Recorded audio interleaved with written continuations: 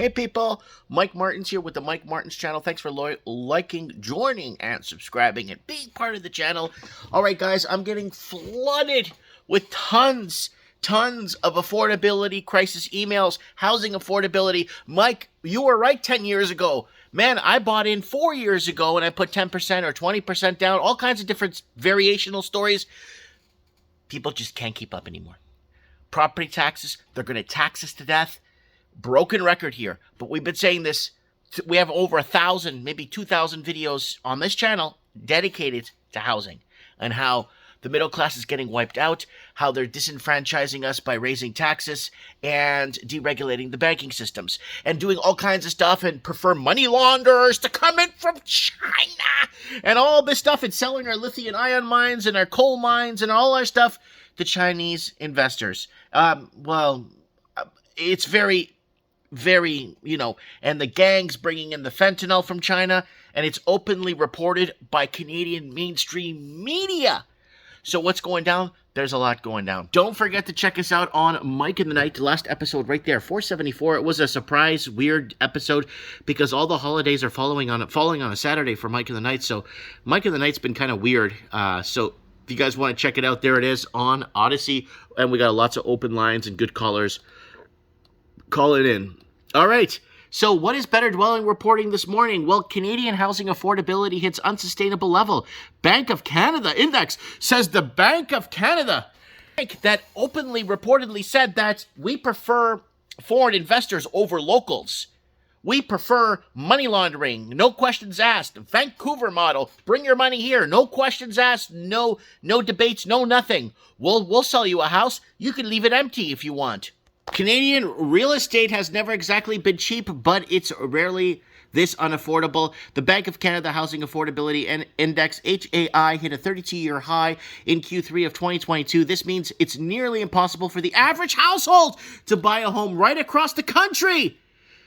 The cost of housing has breached unsustainable levels that has never lasted very long. 2017 to 2018, we were already seeing first-time home buyers born and raised and educated in Canadian cities can't even get into their own houses or can't even get into buying their own markets.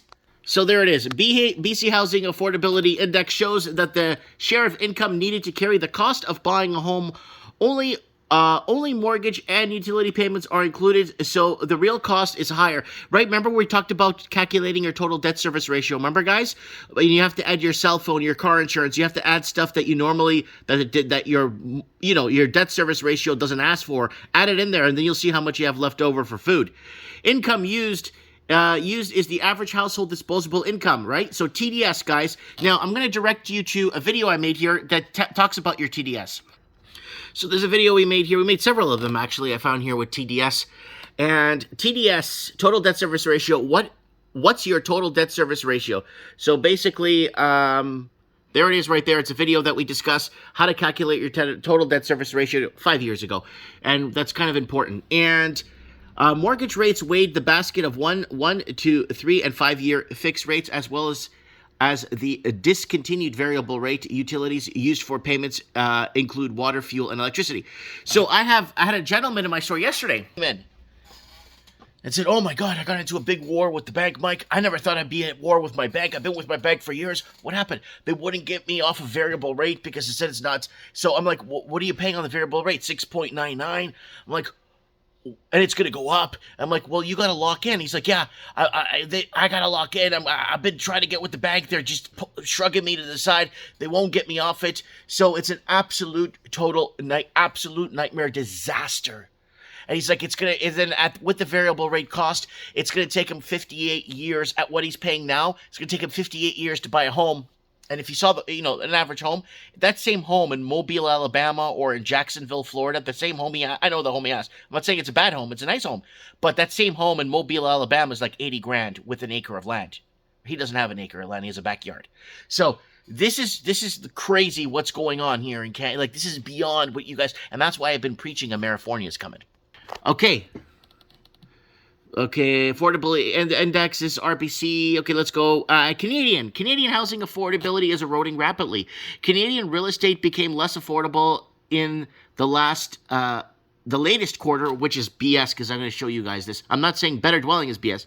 It's the Bank of Canada, and I'm going to show you on the ground. Shows the index. The HAI estimates an average household. Oh, yeah, okay, this is right. This is right. I'm sorry, guys. The average household needs to spend 48.8% of its income to carry a home in Q3 2022. So remember we said 45% is where you want to be at? That video, we talk about it. You don't want to go over 45%, right? And that's including your cell phone bill, your car insurance, your life insurance, the stuff that your TDS doesn't normally calculate.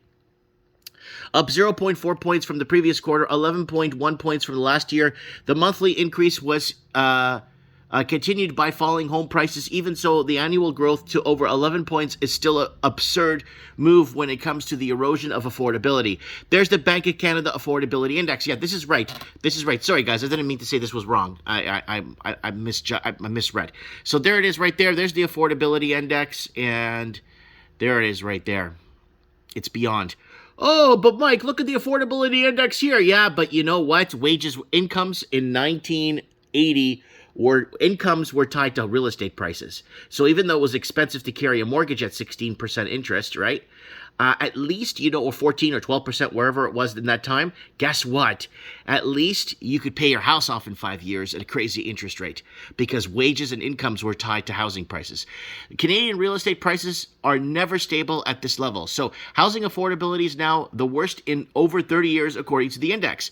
So a share of income is needed, is the highest since Q3 1990. With only 2 quarters in the 90s coming in higher. In total, only 8 quarters in the past 50 years have been less affordable, according to this measure. So rivaling Canada's biggest bubble is less than ideal, to say the least. So the takeaway is the same. Canada's housing affordability has reached unsustainable levels. There's always the risk it can get worse, which some firms expect in the short term. However, the issue has never persisted for long. Countries where the average household would be in shelter poverty. Wow, household would be in shelter poverty. Tend to provide poor value of proposition. So that's really well written there. I can't even read it. It's by Better Dwelling right there. So what would happen? The money dried up. Canada will be in a recession without money laundering. So Better Dwelling again covered this back in 2019. Canada would be in a recession without money laundering.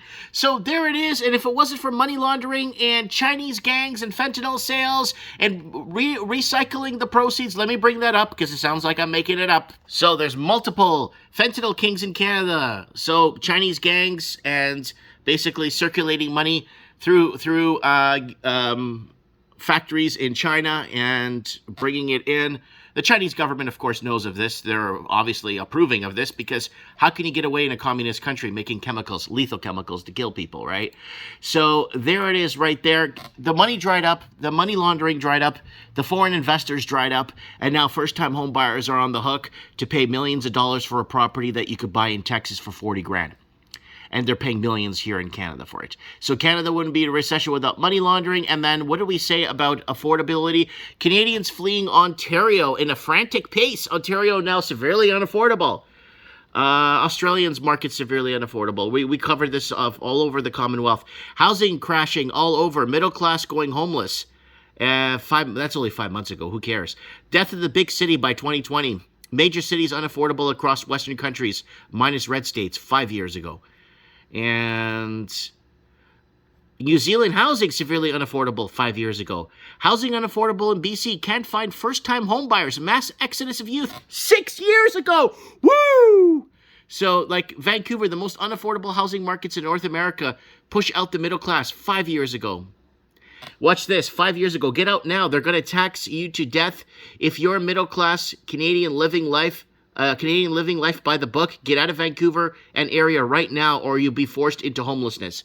So New Zealand housing market severely unaffordable 2 years ago. That's why I made the list on New Zealand, right? Runoff of Chinese money. Seattle invaded by investors. Portland housing now unaffordable 5 years ago. So what did they do? They sold out. Ice bitter. putting the Canadian proper or the American proper or the Australian proper, whatever, people that came here and built this country, people that came from all over the world to build this country are now basically being shown the door, kicked out. So hold on, watch this, hold on. What to do to solve this problem? They're going to bring in 1.5 million immigrants by 2025. I know so many people that can't even find a job locally or anywhere in the area. Canada is betting big on immigration to fill up the gap and its economy left by aging baby boomers. Earlier this month, the federal government announced an aggressive plan to take on 500,000 immigrants by 2025. That's just immigrants coming in from all over the world. Watch this. Canada wants more Chinese workers, students, and tourists. This is just Chinese. When was this written? 2016. We covered this on the channel. Why do we cover this? Because they're bringing in a ton of Chinese and they're bringing in a lot of money. And basically they say the governments, they have money, they come in, and they are the best. See, so look. Visas have been increasing from China to 500,000 per year, but opening more visa offices with taxpayers' money could help Canada compete for Chinese workers, students, and lucrative tourists. So bring in your money, launder it through Canada, and bring your fentanyl. Here, let's find more fentanyl news here so you guys think I'm not making this up. Or let me see if I could find more fentanyl. That's 2021 one here. So they never fentanyl. Oh, these are actual papers written about this. So this is what's happening. So Canada is going to fix this problem by bringing in. But they've already been bringing in 500,000 people per year. Well, that was China, and that doesn't count. People are going to start emailing me, look at StatsCan, Immigration StatsCan Canada. Look at that, Mike. It doesn't look like there's 500,000 Chinese. That's not being counted. That's being counted as investors. That's not being counted towards Canadian immigration from all over the world. China has its own doorway into Canada with their birth tourism, with all their different things they have going on to come in here and basically park their money here. Whether it's illegal or not, Canadian governments don't care, because Australian governments were doing the same thing. The Irish governments were doing the same thing. The New Zealand governments were doing the same thing. The UK was doing the same thing. The blue states in America, they were just laundering money. Just launder your money, park it here, and we'll deregulate the banking systems to a point where the locals could afford to buy their own housing that they built and the infrastructure they built. Anyways, guys, Mike Martin's here signing off. Thank you, Better Dwelling, for the articles and keeping on pace. Don't forget to check them out. They're always updating their site. They're really good. And don't forget to check out some of my older videos of stuff I have been talking about for the last 10 years that newer channels that are not even 2 years old are getting 200,000 views on a video. Oh, my God, Mike, did you see what this guy said? What did he say? Okay, he said this 2 weeks ago. Let's see what he said. Oh, we said that 4 years ago. This is really good stuff. Anyways, subscribe, like, whatever, and I'll see you guys on the flip side. I'll see you guys on Mike in the Night next episode, open lines, and I'll see you on the flip side. Mike Martin's here. I have spoken.